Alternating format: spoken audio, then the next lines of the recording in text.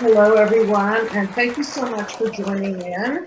And just a heads up, this is going to be a pretty heavy topic tonight. We're talking about unprotective mothers and sexual abuse. And we have back with us a very special guest from London, England, Christiana Davison, our life coach. And thank you so much, Christiana. You've been really, really wonderful to have on air, because then it becomes a discussion between us, and people can call in and get their take on your opinions and my opinions, and the mind map and how it works to break down wounds of childhood and how they impact us specifically.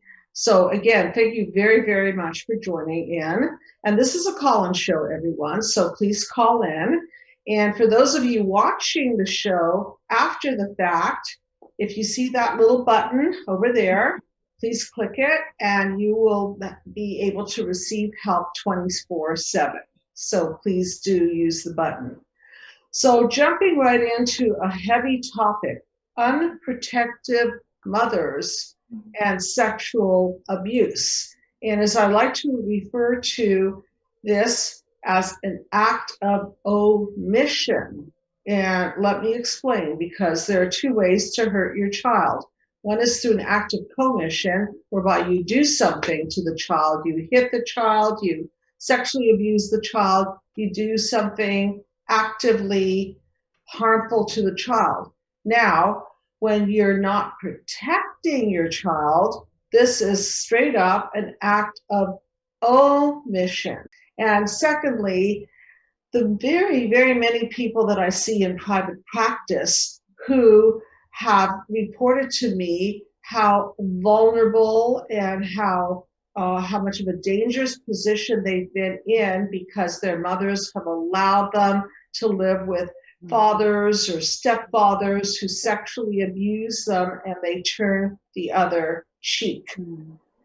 And I'm sure, Christiana, you have seen this in your work with patients. So tell me a little bit about some of the feelings that this brings up in your patients when they open up about their sexual abuse, particularly when that sexual abuse is being condoned simply by not protecting the child.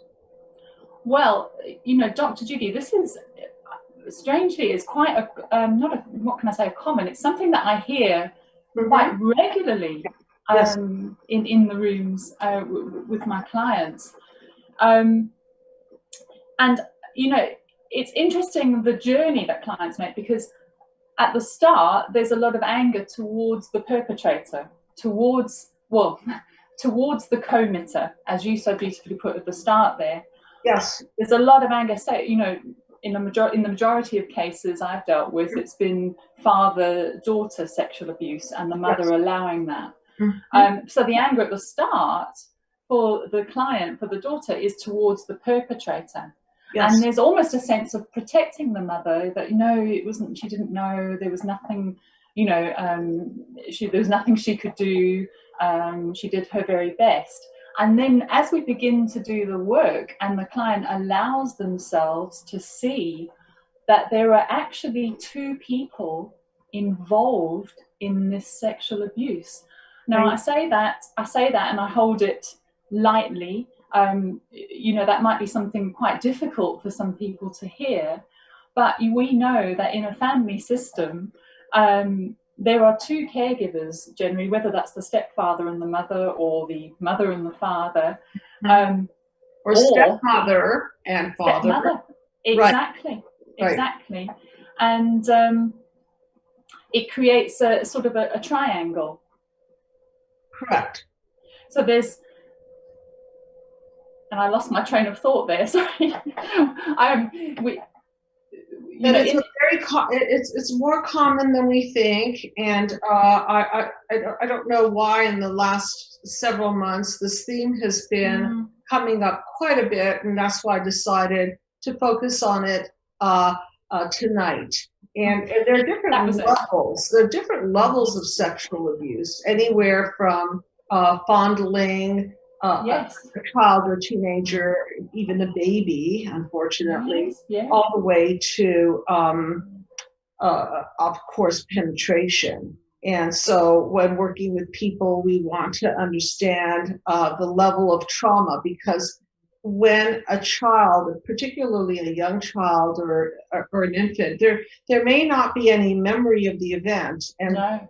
Listen, the key word here is unprotected. So that Yes. child can be unprotected and be with the wrong babysitter, or in a horrible school system where there's a molester, or a church or synagogue or some sort of a religious institution, or be with an uncle or an aunt or anyone really. But see, unprotected. So what is the point of parenting is to protect our children and also look for signs of something off. And you see, it's not in some ways that one parent does something or the perpetrator does something. Right. It's actually that the mother also does something. She's also part of the abuse by choosing not to do anything. Right. And we know that narcissistic mothers, anything they do, and this will help us to sort of understand, okay, well, why would a mother do something? What's the payoff for the mother in allowing her child to be unprotected? Correct. You know, there's a payoff in it for the mother, and she does everything to meet her own needs. Thank you for bringing that up, because we're back to defining what is narcissism, and from a mind map point of view, which I will go into, because not everyone knows what a mind map is, and particularly what is the Be the Cause mind map system for healing. I look at things from a systemic perspective, a system gone wrong, where the mother or the father or the family member puts their own needs before a child. So let's come up with some scenarios, and maybe you can come up with some scenarios. Imagine a mother and a father and a daughter or a son, and daddy is unfortunately fondling the child, and mommy sort of knows, but doesn't really know, and maybe in her gut knows that her daughter or her son is not lying to her. You know, mommy, daddy touched me here, did this, and then she will deny it by saying, nah, daddy would never do such a thing. So you hear the gaslighting?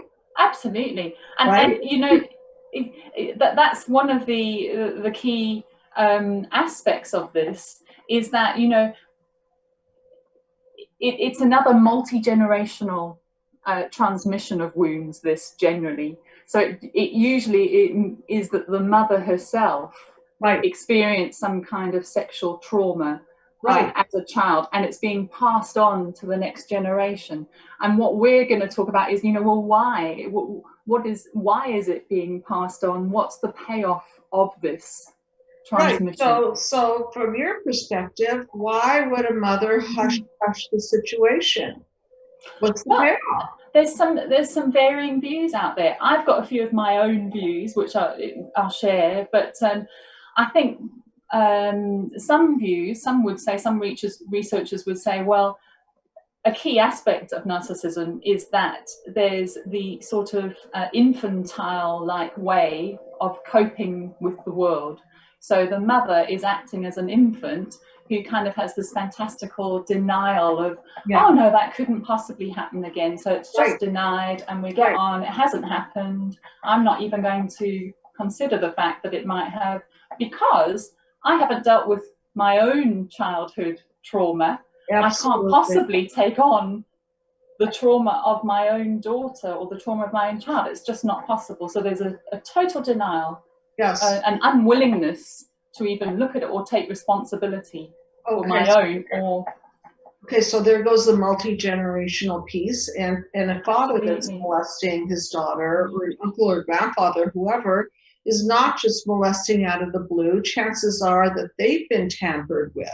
So here we go again, multi-generational transmission process, a term that Dr. Murray Bowen uses, a systems thinker as well. And then the denial. I'm just going to throw out some concepts as to why. Now Yes. imagine, Christiana, who wants to upset the apple cart? Okay. Absolutely. You've been married to somebody, for example, for 10, 12, 15 years, and you know there are problems within the marriage, maybe even serious problems within the marriage. But this one is just something that if we shine the truth light on, it's going to really start dismantling the family, because now the mother has to own her own stuff. Yeah. She has to own up to the fact that she's not been protective. She has to own up to the fact that she married somebody really, really ill. Yes. And she has to own up to the fact that she's done harm to her child by picking this spouse or boyfriend or whoever, or right, the choice. And then she has to do something about it. And who wants to do something about it? It's better if you just deny and shove it under the carpet and act as if it didn't happen. And the what's in it for mommy dearest is she doesn't have to get a divorce. She doesn't have to call Child Protective Services and risk her husband or whoever being exposed to the legal system. And the shame of it, right? And then if that occurs, look at the domino effects. Let's just let's go into the chaos of it. So now the person is exposed, and there are legal consequences to this, and now we're in chaos, defenses, and breakdowns. So I'm going to take this opportunity to explain the mind map. And the mind map is something that Christiana Davidson works with every day. And very well, by the way. Really, really, really beautiful comments that I'm getting about you. And thank you so much for sharing some of these amazing testimonials that people are acknowledging you with. And thank you, everyone, for your kindness and posting and Yelping and Google reviews. Thank you. We do very, very much appreciate them. And so to break down the mind map, we've got the first three panels, which represent the wounds of the past and how they encode into the fiber of our psyche.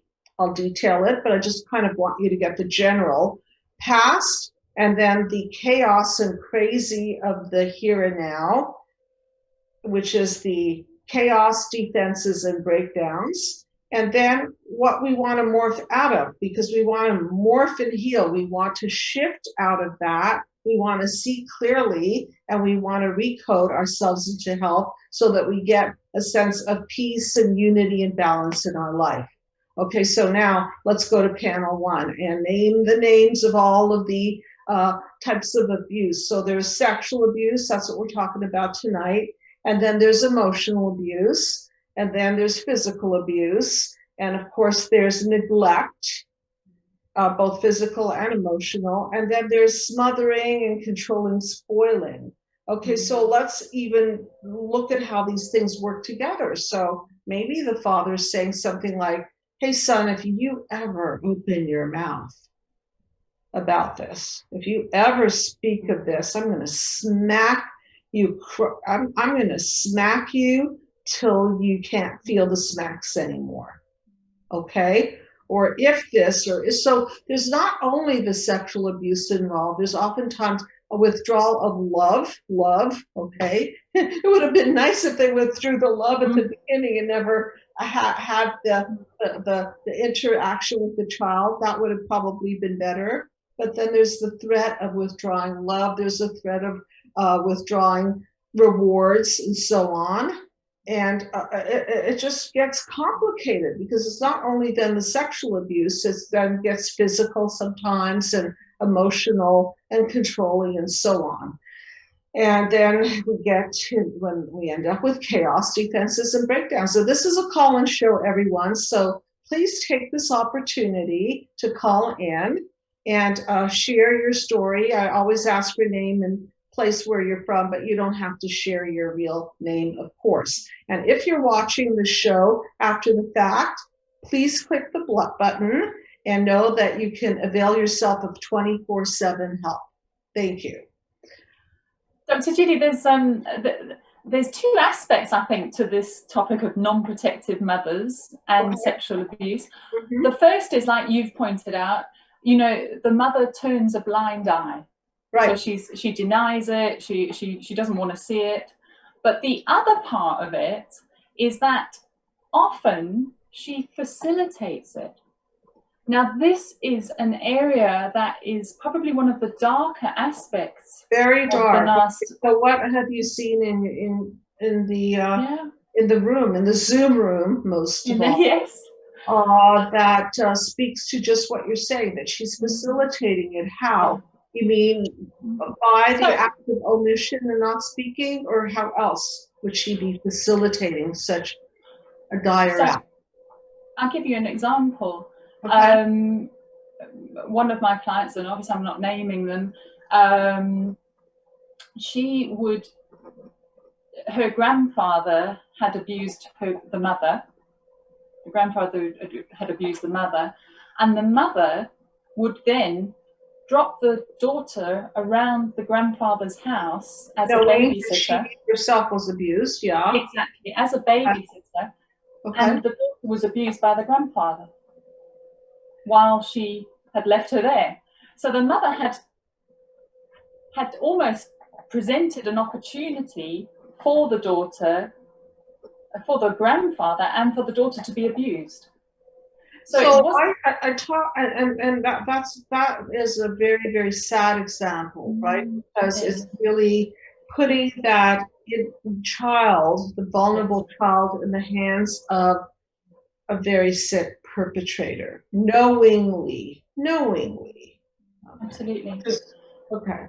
And so let's go back to what you said earlier, which is that the mother was abused by grandfather also. So speaking of a what the Freud, which is a way that I describe repetitive multi-generational patterns, here she is acting out and presenting her own child or her own inner child also, identification with the child, and she's presenting the child to the father or the grandfather, and this child will have to bear the abuse.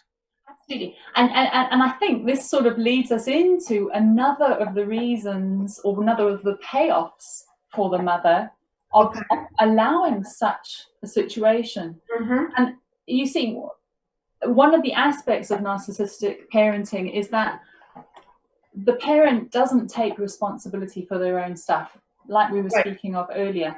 And what they do instead is they project out their shame or parts of themselves that they haven't worked on, that they haven't faced. Yes. So for the mother, it's almost a giving of responsibility to the daughter to do the work that she needs to do on herself. It's in a way, it's a wanting to see that suffering out there so that I don't have to look at it in me.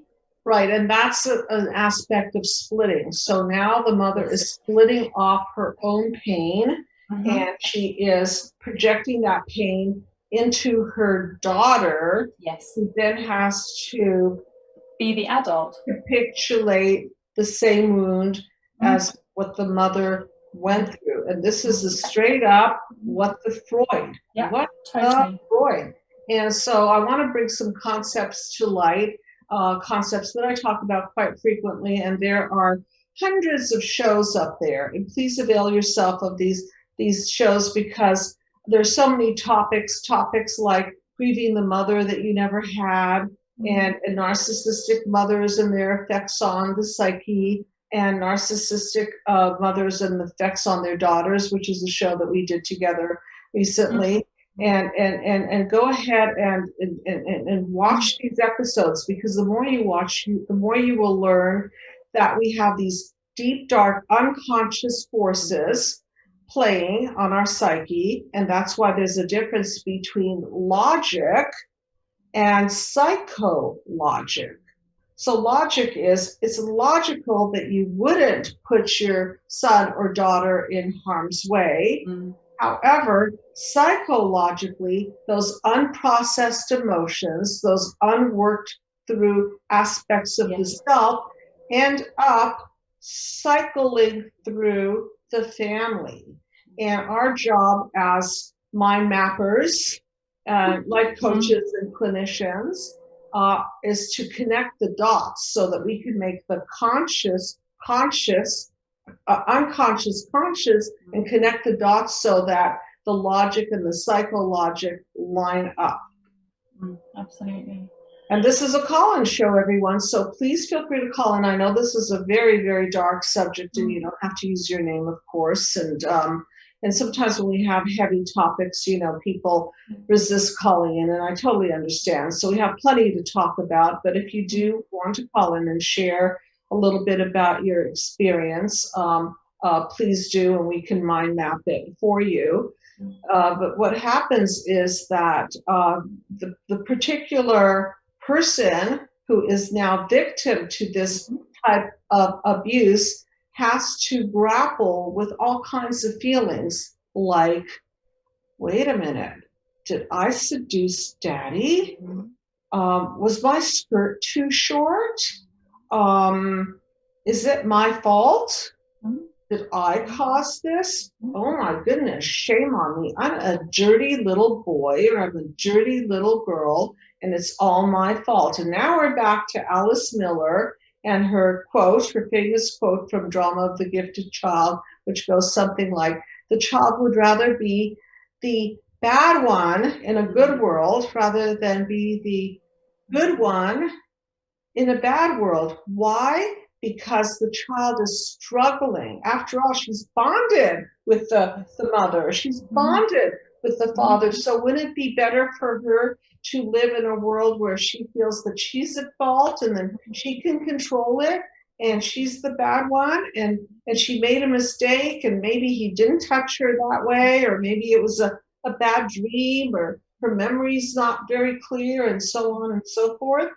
Because toxic bond or healthy bond, children want to bond with their significant other. Absolutely. And deep down, speaking of payoff, wow, imagine this, Christiana, if daddy is reported, or grandpa's reported, or uncle is reported, we have a thing called ambivalent feelings, and we don't have just one feeling toward that human being. It's not like uncle or daddy or grandpa's all bad. We've also had these great experiences with these people. And so if we speak, then, wow, daddy's got to go to court and maybe even go to jail and be one of those perverts that has to register before they move to a certain location so other people can be alerted. So it's life-changing.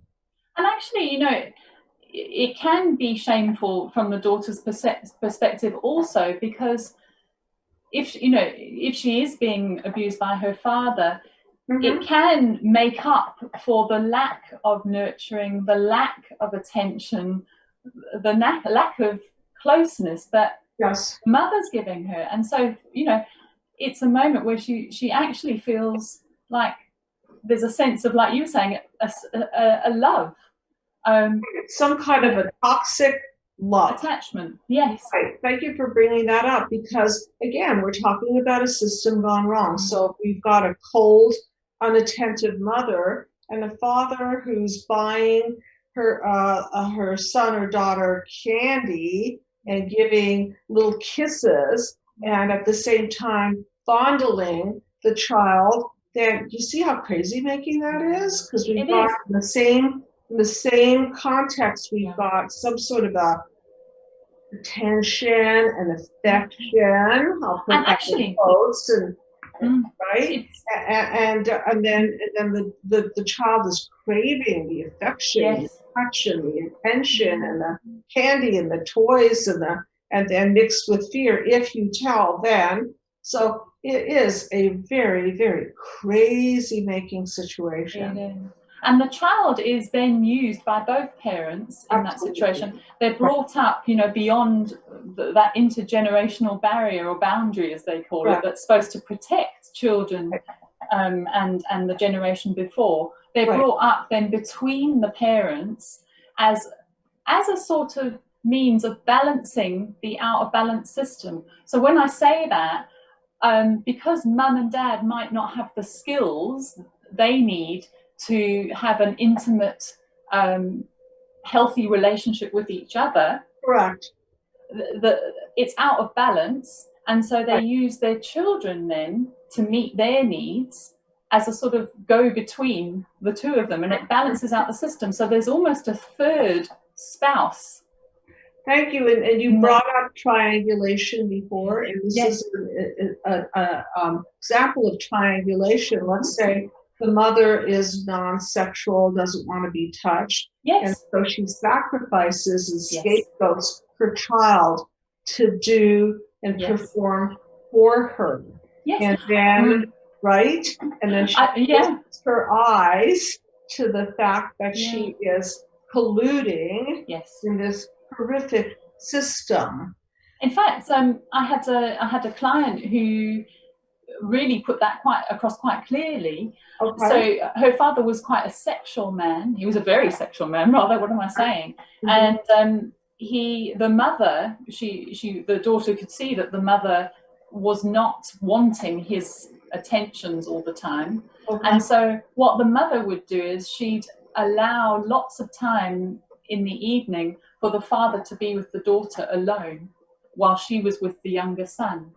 And it was as if she was using the daughter to satisfy the needs of the father while she had some relief and could, you know, the daughter could act as this buffer almost. Like a sexual surrogate. Exactly. And that suited her. But it also set up a very strange dynamic, because on the one hand, the mother is allowing this and it's meeting her needs. On the other hand, she becomes resentful of the daughter for usurping her as the one with the attention of the father. And let's get into that a little bit, because oftentimes mothers have jealousy. Well, narcissistic mothers for sure. Narcissistic mothers will not tolerate that daughter becoming more beautiful and developed, especially more sexually attractive, and so on, and to quote punish the daughter and to punish the daughter's sexuality. She may put her own child in harm's way. And I also want to bring up that oftentimes when families split and a new boyfriend comes into the picture, maybe several boyfriends come into the picture, and there's a lot of changing of who's in the picture, the child or children are more vulnerable, because sometimes it's easier for the step parent or the boyfriend to violate. Okay, so the boundaries go down. And so the idea is that, well, that child is not my family. So, and the child is already 16 years old. So, I don't know, I'm having sex with mom. And so, well, you know, she's only 15 years younger than mom anyway. So it gets very, very blurred. It does. So I'm big on prevention. So going to prevention for mothers or fathers or anybody who are going through transition, it's really, really important that you vet who you bring into your life. And that means watching them for a while and getting to know them and understand them, and to listen not only to the words of your children, but listen to the symptoms of your children, because symptoms are hieroglyphics that point to the problem or the cause. And Christiana, you know this. What are some of the hieroglyphics that point to a problem? What do you see among the young people who have been tampered with, molested, and so on? What are their symptoms? Well, I mean, I guess the key one is the inability to have healthy relationships in adult life. Right. And, the struggle to try to do that, but not being able to. Right. Another would be, and often in this case actually, is struggles with food, issues around food, because it's, it's a, what do they say? It's it's a substitute for love, don't they? Food. Right. But it also, right? Yes, but it also leads to body shame. There's a sense in my clients of a shame about themselves, a deep inner shame that they had some kind of part in this, and that their body is something that's not safe, and that it's bad, that any kind of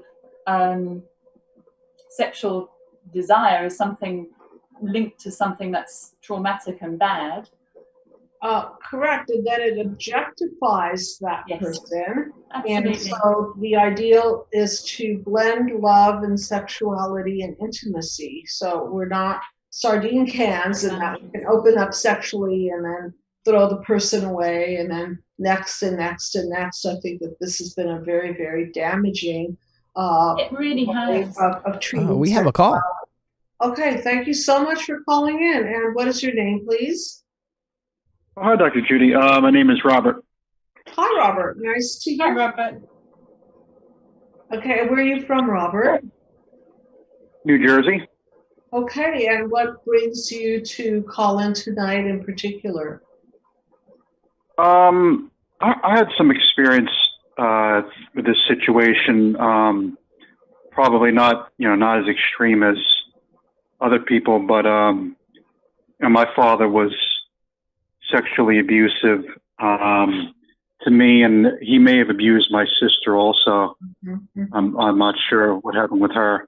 Okay. But and my mother was a silent partner kind of situation. And did you ever tell her what was going on? No, not then. I did way after the fact. Okay. Years after the fact.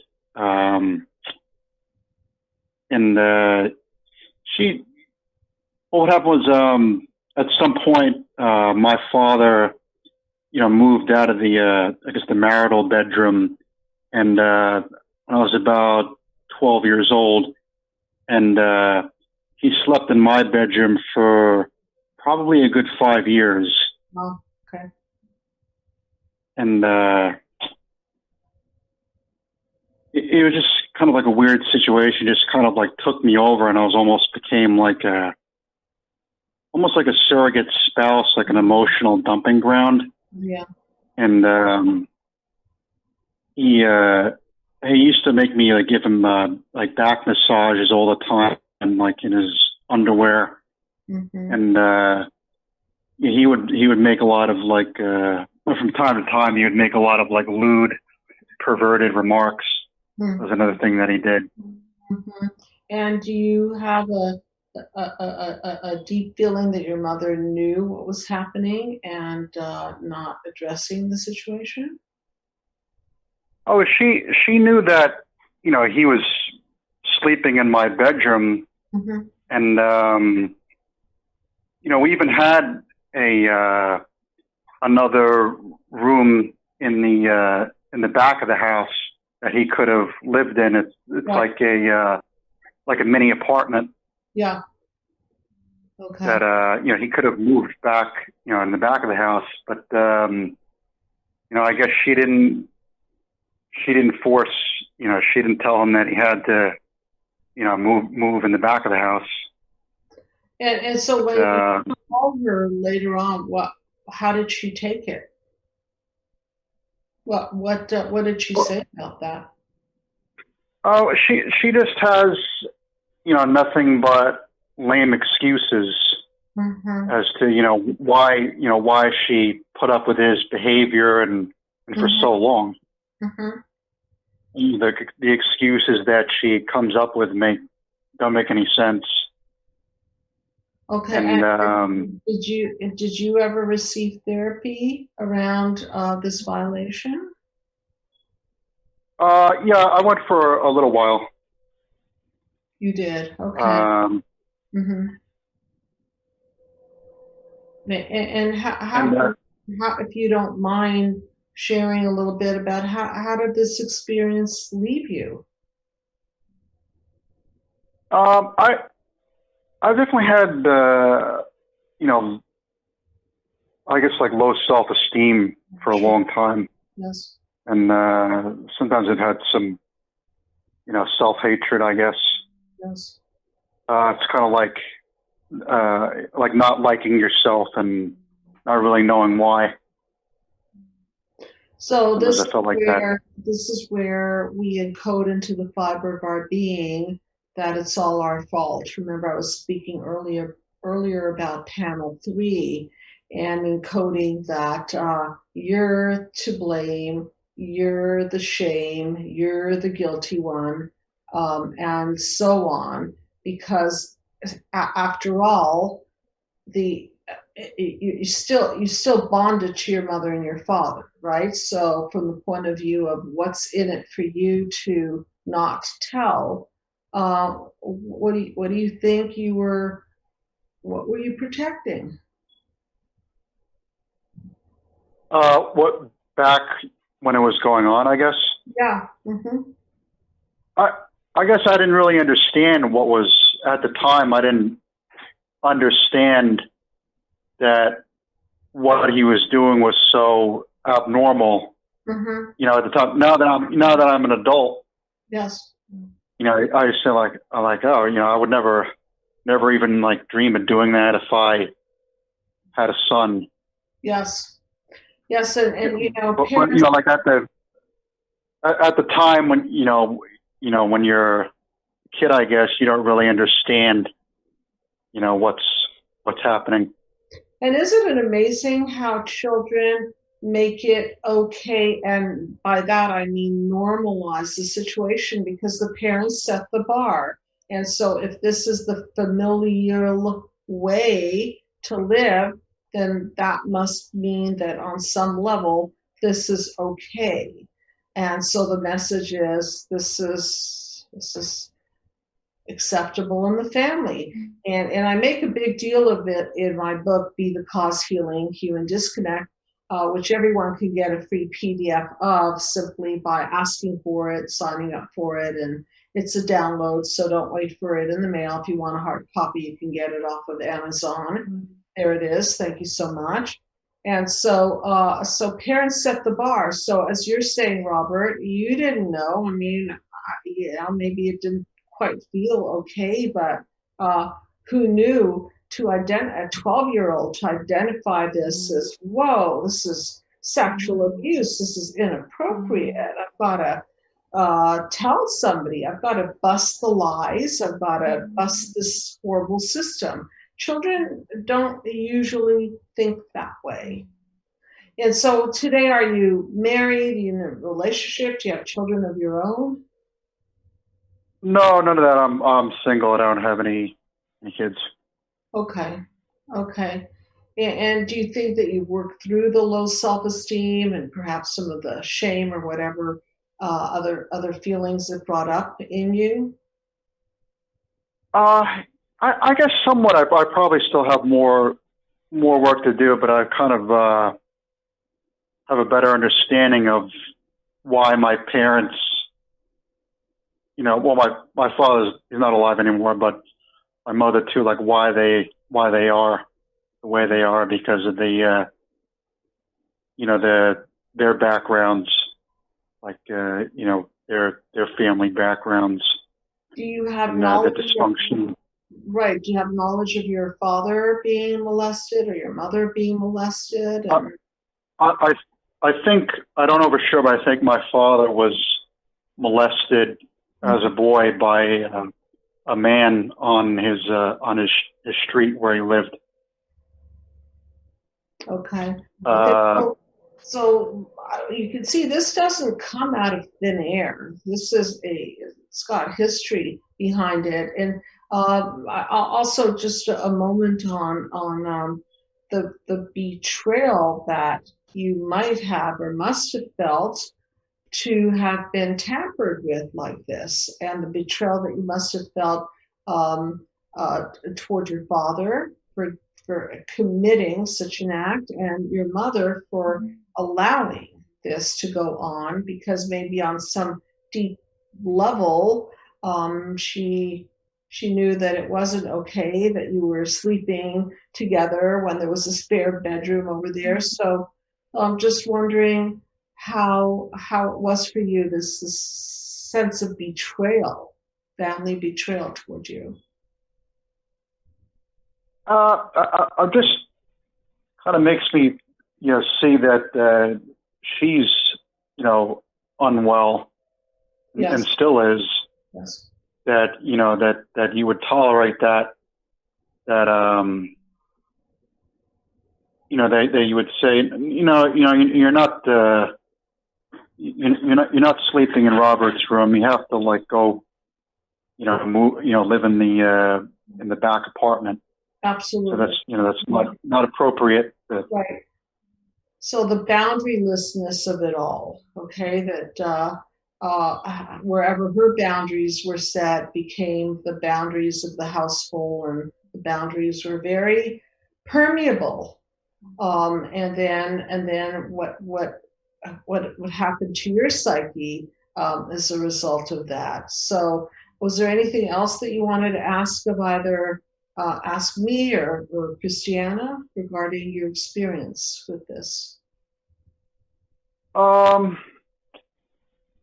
Not really, but I think I was going to add that I think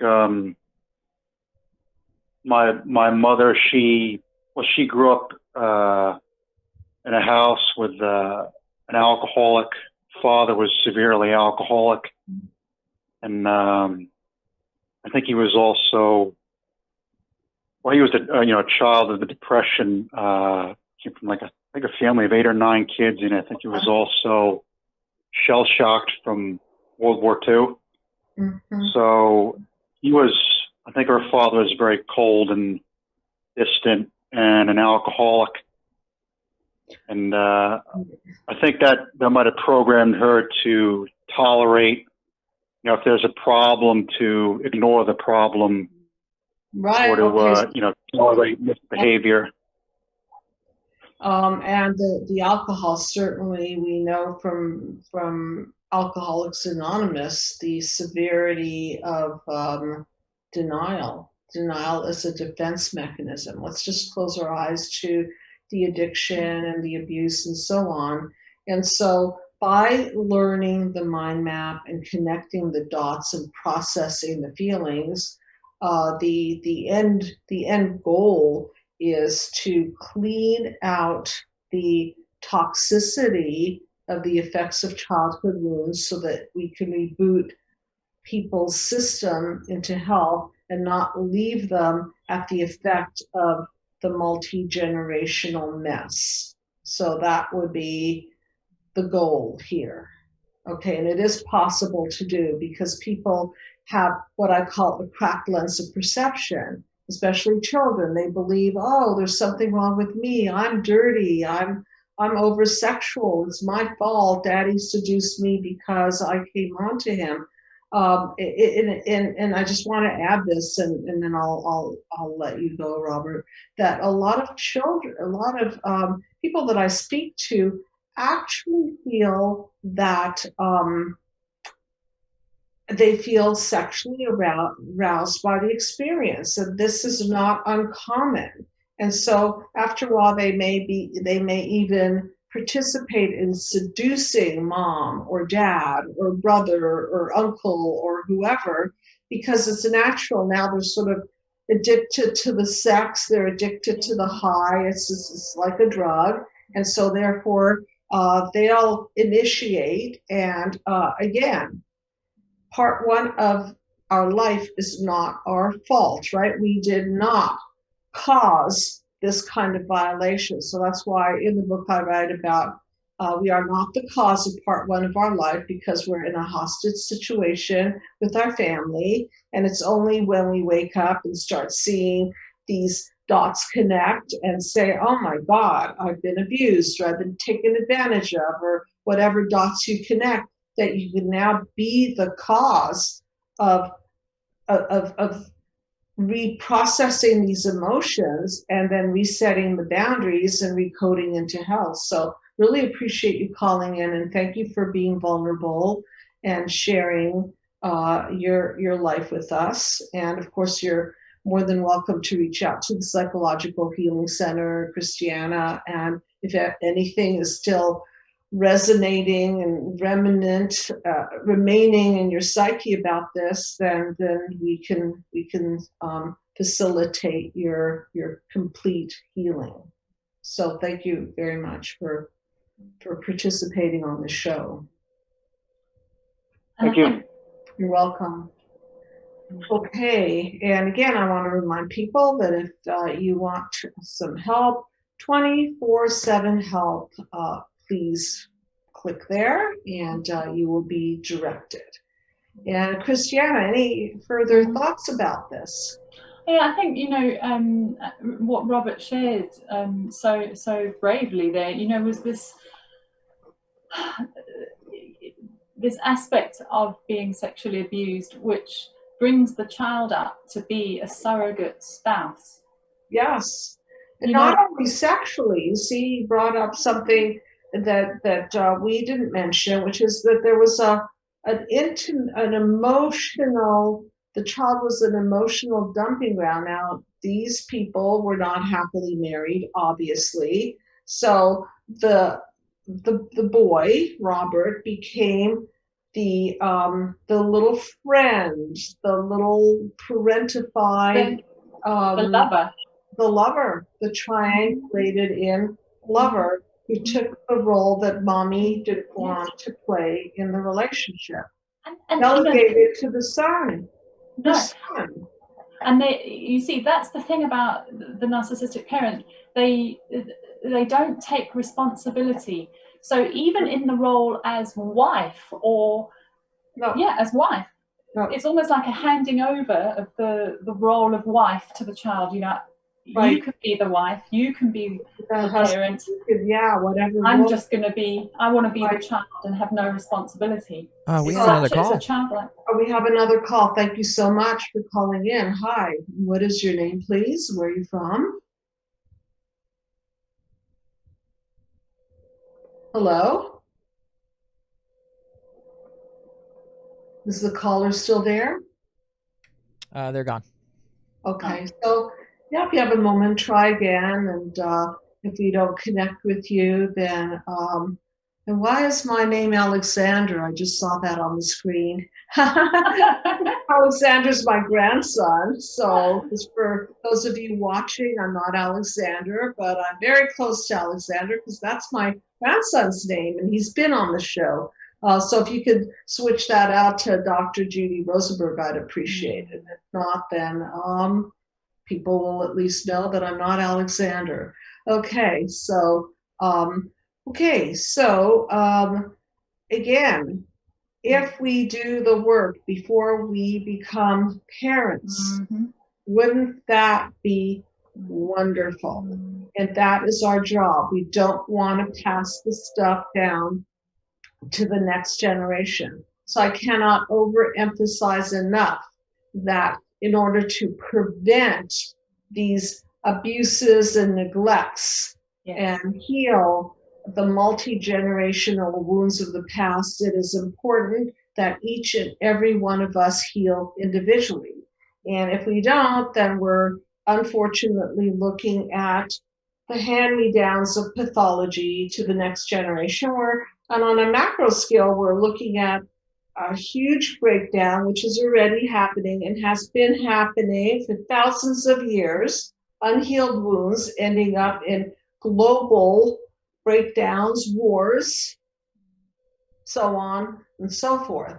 So this is not just on a micro basis, it's on a macro basis. I guess you couldn't change that Alexander to my name quickly That's okay. At least people will know. And by the way, if you are listening to the show after the fact, click the button over there and please avail yourself of help 24/7. And of course, you can email us. You can request Christiana if you want to work with her individually. And she is located in London, England. And thank you so much for getting up so early in the morning. So I want to reiterate, this is a system gone drastically wrong.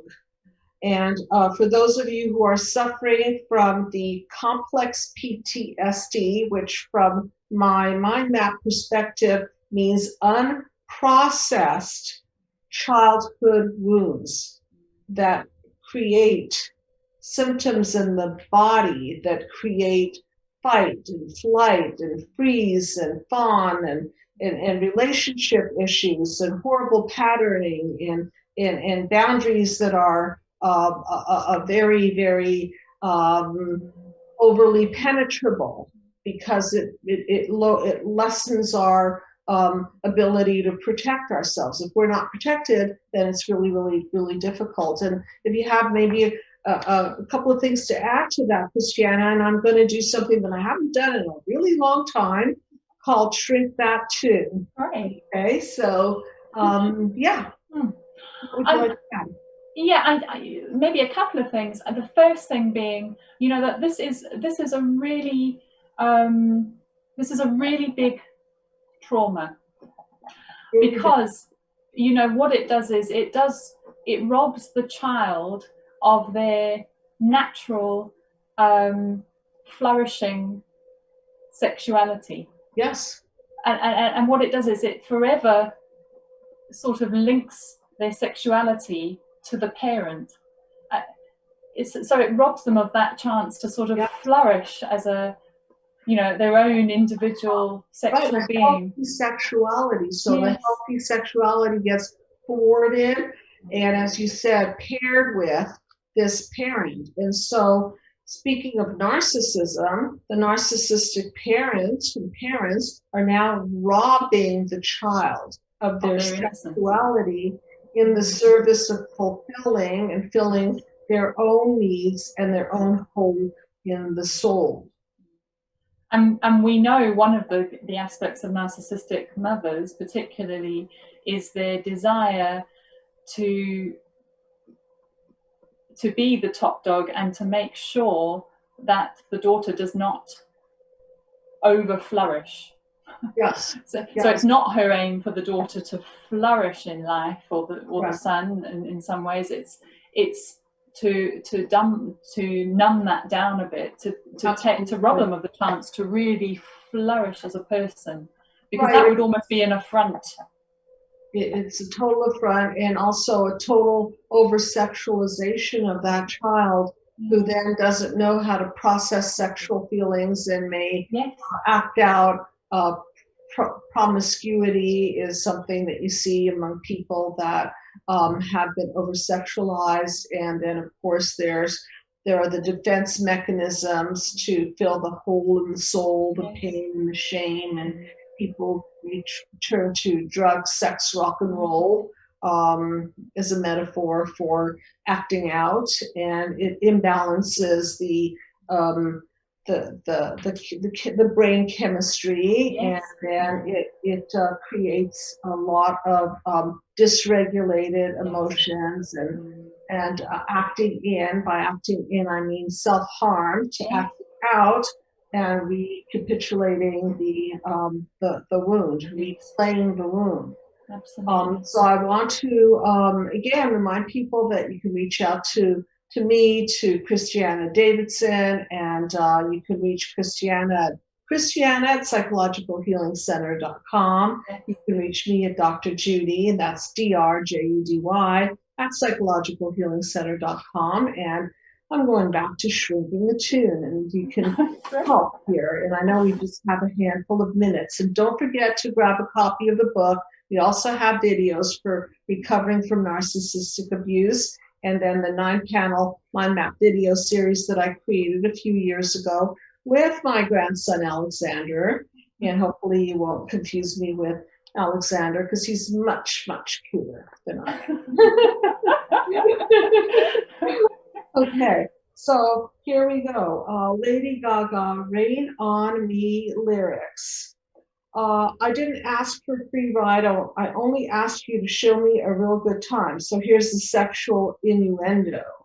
Okay, I never asked for the rainfall. At least I showed up. You showed me nothing at all. So I'll just put my 2 cents in here about that. That she showed up and invested in something or someone who showed her nothing at all. Can you see that there's no synergy here? She's giving and giving and investing.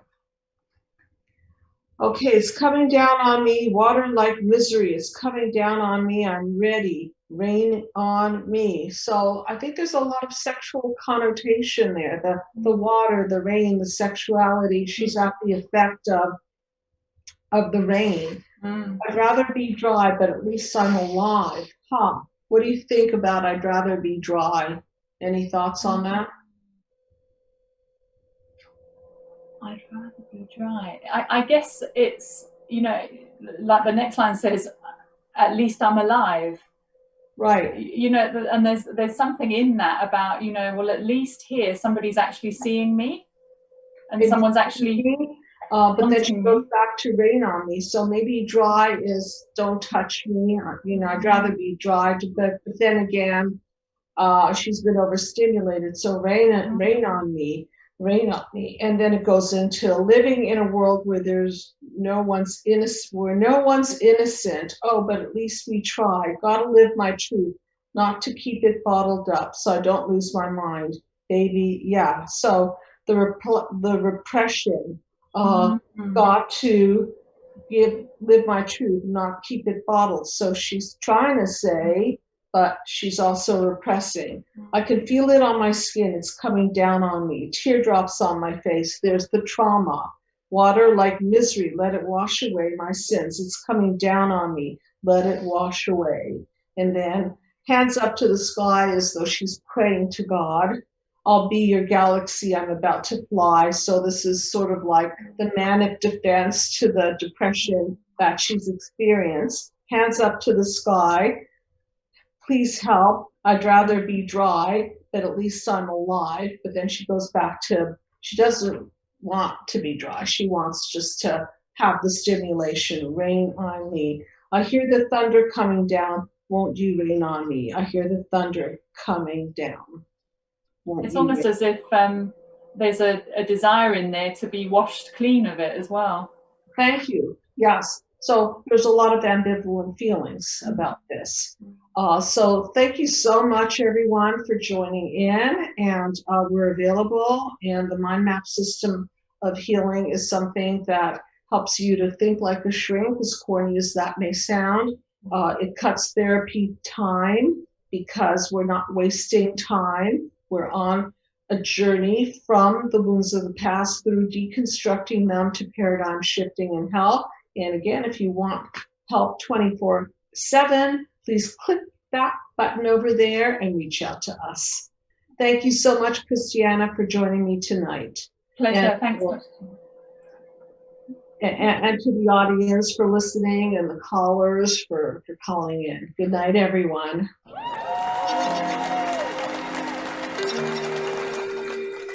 Thank you.